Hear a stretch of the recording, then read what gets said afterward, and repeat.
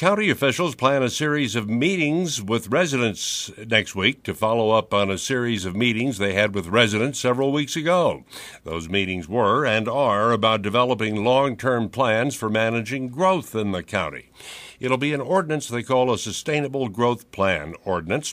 KSFR's Marion Cox has been following this issue and put questions to Robert Griego, the county's manager for this project. One of the recent past activities that Santa Fe County was very involved in for a very long time was what has been referred to as the Amat Water Settlement, a settlement with a number of the pueblos, and it relates to a host of important issues associated with water in and around the Pewaukee Valley. There was quite a lot of criticism from the general public that planning process had not really involved the public. As part of our outreach, we heard from the public that they want to have adequate input. They didn't feel that they had adequate input, but this process, what we're hearing and what we are committed to doing is to have meaningful public input into this process. That's going to help us achieve the goals for this plan, which is to have a sustainable growth plan in the future. Is what you've learned during the sustainable growth management planning process, is there any chance for the county to take a look backwards and go back and potentially open up anything with the Amat Water Settlement, or is that a done deal? I'm not familiar enough with that, with where that process is, so I can't comment on that.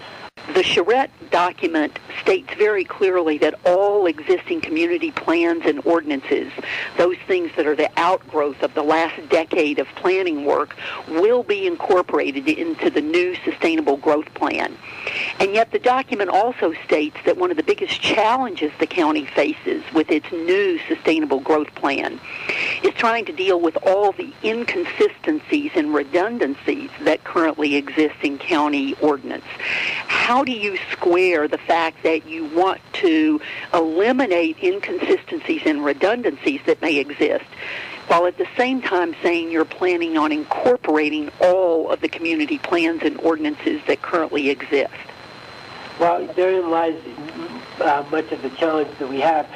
Now, as we're incorporating them into one overall sustainable growth plan, we still think that the most important thing is to have the community's involvement and participation. So we do see that we are going to have some challenges in doing that, but we also see it's an opportunity to create a coherent countywide plan.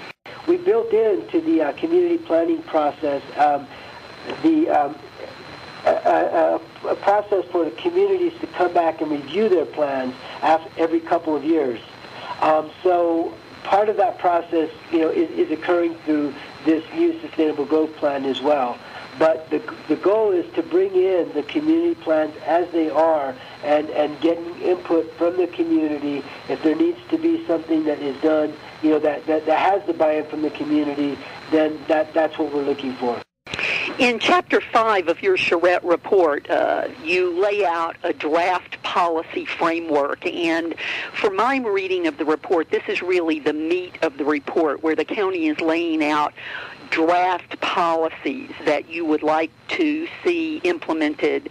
My assumption is that some people are going to see things in this set of policies that they like, and others are going to feel that some of these draft policies really infringe either on their rights as an individual property owner or their ability to make a good living as a developer. How is the county planning to deal with the types of potential lawsuits that are likely to emerge from such a comprehensive and detailed plan? This report is based on what we heard from the community. So these policy statements are statements that the community provided, and there is a broad spectrum of viewpoints that are out there. And so, these policies will be developed through the process. When we draft the Sustainable Growth Management Plan, at that point we're going to be looking at each of the divergent viewpoints.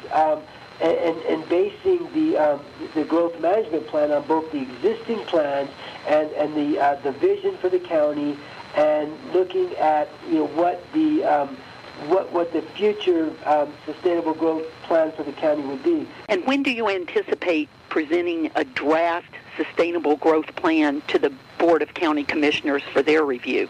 We have a timeline to try to get the growth management plan or the sustainable growth management plan to the board for adoption, by the end of the year. Santa Fe County's Robert Griego speaking with KSFR's Marion Cox.